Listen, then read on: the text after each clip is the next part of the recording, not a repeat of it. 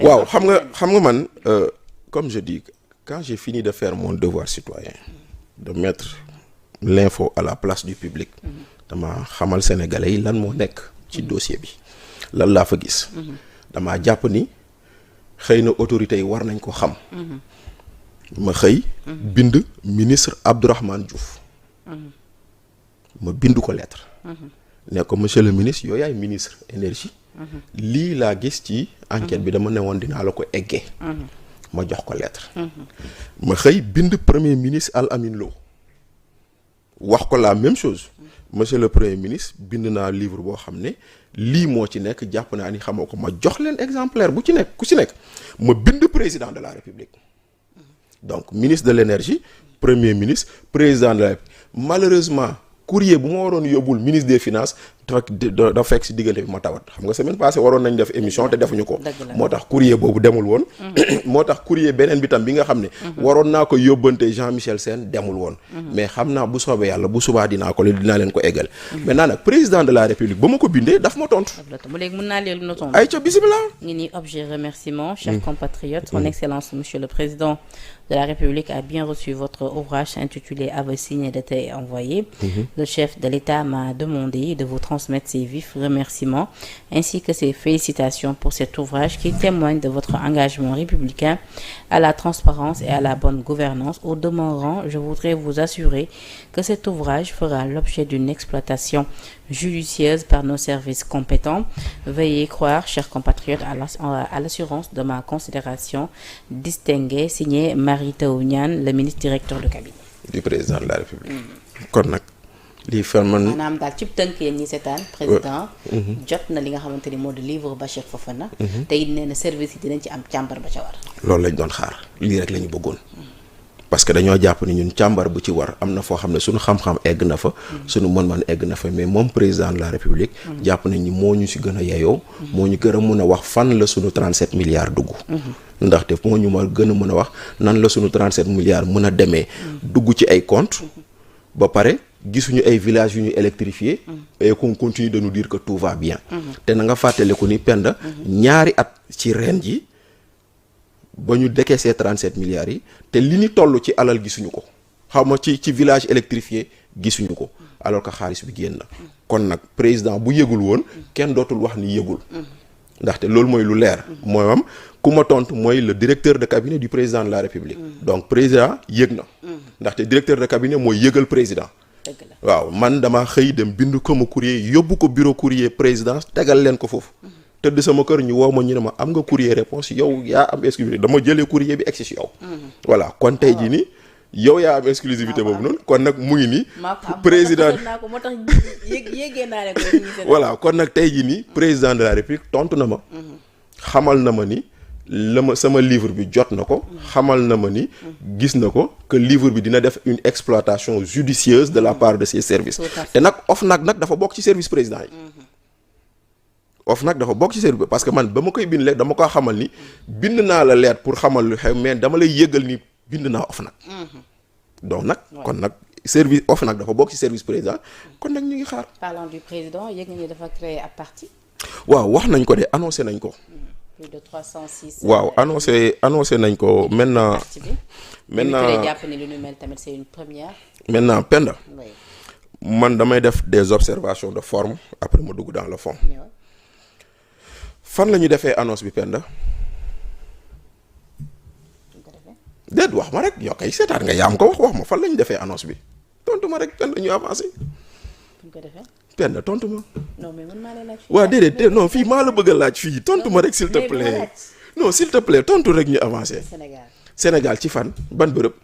ci même réew. ci ban bërëb. mais Bachir tamit bàyyi li ngay def. Penda tontu ma. je sais pas. tu sais pas d'accord man mii seetaan journal télévisé président de la république palais de la république la toogoon di def annonce boobu. président de la république palais de la république la toogoon di def annonce boobu. ba muy recevoir élu yi. ba muy recevoir élu yi. mais xaw ma ba tey. waaw ba tey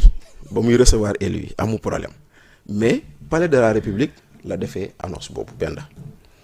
kon nag nga war see mën a jàngat ni xanaa ñu doon wax naan palais bi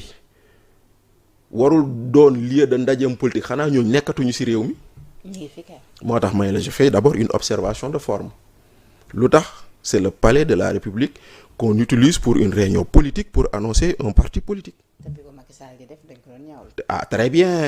fa laa doon jëm ba ko Macky Sall doon def dañ ko doon ñaawlu ba ko Ablaye Wade doon def dañ ko doon ñaawlu kon ana ña ko doon ñaawlu démb te ñu gis ko tey ñu bëgg see débattre sans pour autant poser cette question lan moo fi wuute ba président de la République Bassirou Diomaye la ñu bañaloon ñee wala lañ ne woon ñee ñu ko daan def ña ko fa jiitu baaxul moom mu war ko def ñëpp war koo tàcc. pourtant parce que mosuñu andi ko démarche parce qu'on se rappelle président Diomaye dialogue bu mu njëkk a woote ñoo waxoon nañ ni ils étaient contre le fait que ñu def ko au palais. waaw mais justement. oui pour être constante. mais justement moo tax nag tey fii nii tu constateras que y a un hiatus d'organiser un tel. je veux dire est-ce que si le président était toujours avec Ousmane Sonko boobu la annonce dina ko. non c'est-à-dire que man c'est pas une question de ndax mu ngi ak Ousmane Sonko ou pas dañoo jàpp ni président de la République ce n'est pas une propriété privée c'est une propriété publique moomeelu askan wi la loolu mooy benn booy njëkk a wax moo tax ma jàpp ni une rencontre privée ou une rencontre politique au palais pour annoncer un parti politique on est en train de privatiser notre espace public loolu ngay jàpp muy benn ñaareel bi Penda ñuy dem jëli ay maire lañu woon yoo xam ne moom falu ñu leen woon feneen la ñu faloo donc Diomaye fait l'apologie de la transhumance maintenant nag Pastef est disqualifié aussi pour dénoncer cette apologie de la transhumance ndaxte élection législative bii jàll waa Pastef ñoo dem buubi maire yooyu noonu pour ñu jàppale leen. mais waa APR ñu ngi koy ñaawlu de démarche. ah oui mais bien entendu parce que waa APR lu tax ñu koy ñaawlu parce que seeni maire la ñu jël ñoom. mais maire yi nee nañ ñoom ñoo dem seen coobare boobu kenn moomu leen itam. mais bien entendu c'est-à-dire que maire yi ñoo demal seen coobare bopp amul problème maire yi kenn moomu leen amul problème c'est là n'est pas la question mais booy dem amal honnêteté den ko man mandat bi ma doon buñ ma jox bi ma delloo leen ko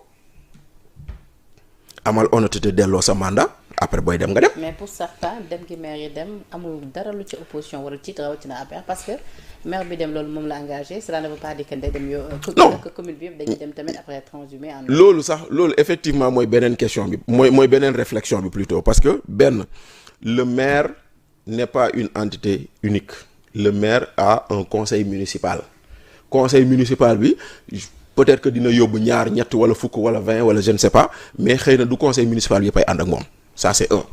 Deuxièmement le maire a été élu par des populations mais population yi maire bi mën na dem te ñoom du ñu dem maire bi mën na dem te ñoom du ñu dem maintenant nag bu fekkente ne nag am na ay maire yoo xam ne ils se sont tellement identifiés à leur population que fu ñu féetee ñu fekk leen fa loolu tam mën na ne mais dans tous les cas jàppal ni aujourd'hui le président de la République créer un parti politique man dama bokkoon si ñu ko waxoon ndaxte ba mu tàqalikoo ak Ousmane Sonko je me souviens j'étais sur Ndoumbelane may leen la prochaine étape pour Diomaye c'est de créer un parti politique parce que loolu mooy la suite logique de ce qu'il est en train de faire. Est-ce que la création tey jii de son parti veut dire que le président va puiser ci électorat Pastef mais forcément en même temps que sur l'électorat de l'APR non xam nga après avoir récupéré plus de 306 élus. xam nga fii nii jàppal ni benn mbalka la bu ñëpp bokk mbalka boobu ku nekk day dem rootal boppam te la ngay root day wàññi si leneen keneen kon tey jii si Diomaye Faye président de la République crée un parti forcément son premier vivier c'est le parti bu mu jógee